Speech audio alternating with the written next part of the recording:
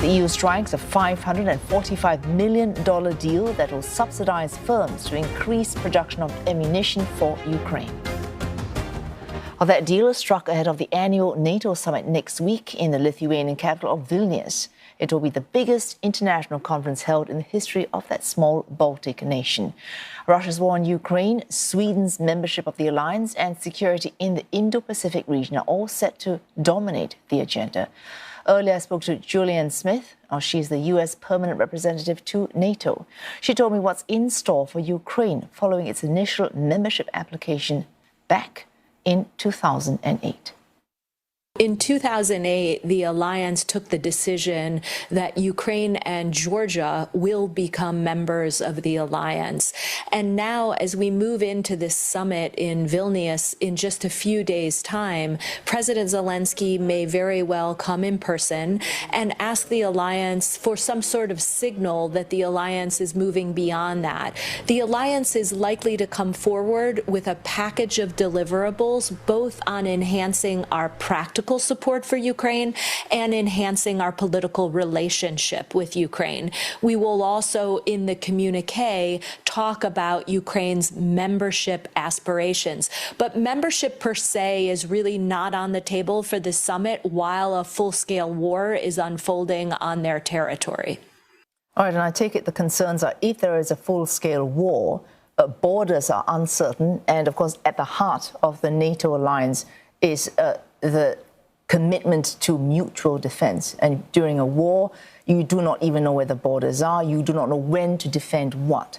But would it not be what Mr. Zelensky is asking for? He's saying once there is a ceasefire satisfactory to both Russia and Ukraine, could a more concrete promise be made then, be made now, that can be delivered then when a ceasefire happens? Well, the question of membership in the alliance is actually a process, and it does require countries to undertake a series of reforms. Ukraine has made remarkable progress both on democratic and security sector reforms over many years, but there's some additional work to be done. And so we're not in a position to really put a timeline on the table. Our focus right now, first and foremost, is on getting the support that Ukraine needs to prevail and hopefully bringing about an end to this war. But the person who can truly bring about an end to this war is President Putin. Of course, he started it on February 24th last year and could end it today if he so desired. But we, as individual allies, will continue to support Ukraine as long as it takes, as it defends its sovereignty and territorial integrity from Russian aggression. But we do need to look beyond Mr. Putin at this point, because it's not just him.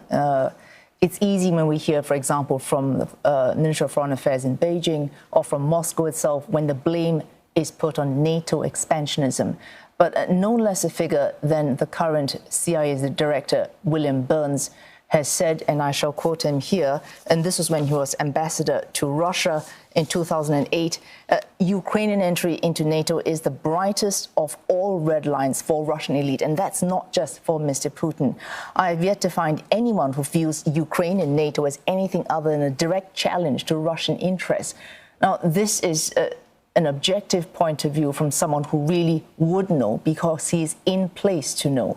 Whether or not one feels Russia's position on expansionism is justified or correct, would this not be something to take into consideration when you think about admitting Ukraine or Georgia into NATO? Well, we first and foremost believe that each sovereign nation has its own right to determine the alliances to which it wants to belong. And we do not believe that Russia can or should dictate the terms under which those decisions are made.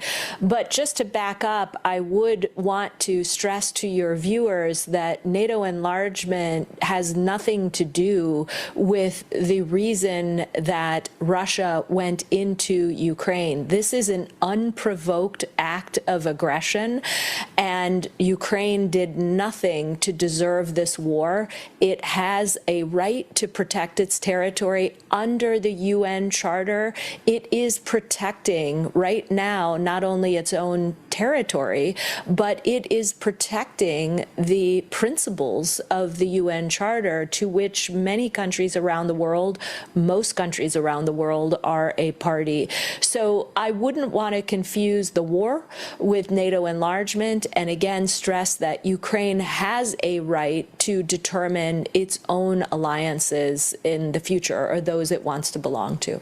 As difficult as is it may be to countenance at this point, would any concessions be made to Russia's concerns if you want to bring Russia to the negotiating table to talk ceasefire, and even more importantly, to ensure that this ceasefire, if ever it's reached, whenever it's reached, actually holds? Because we have 1994 Budapest Memorandum, that one fell apart because Russia didn't want to uphold it.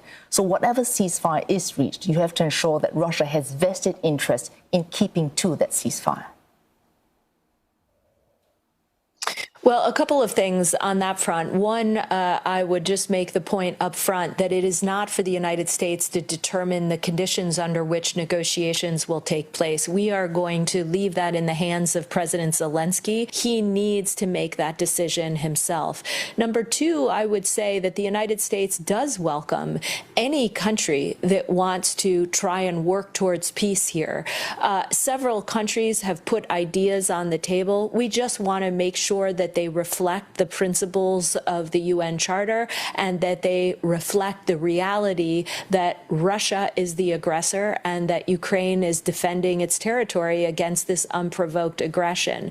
But we are happy to hear, and I think the Ukrainians are happy to sit down with those that want to genuinely try to bring the two sides together. We have been skeptical of the PRC's attempt to do so, in part because for quite some time they were only engaging one side. They were only talking specifically to the Russians, although that has changed recently.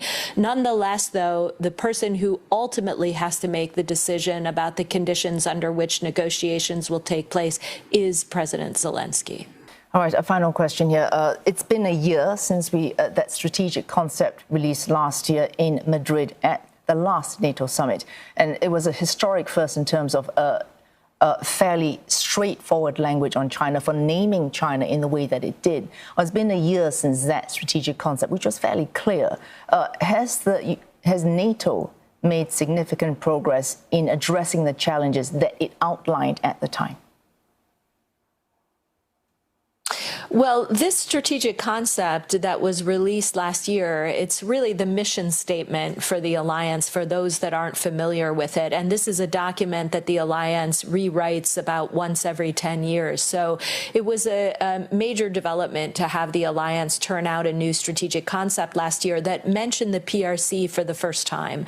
It talked about the ways in which the PRC is attempting to erode the rules-based order, divide the transatlantic partners, split the unity that exists across many democratic partners and those that are willing to support and defend the principles in the UN Charter.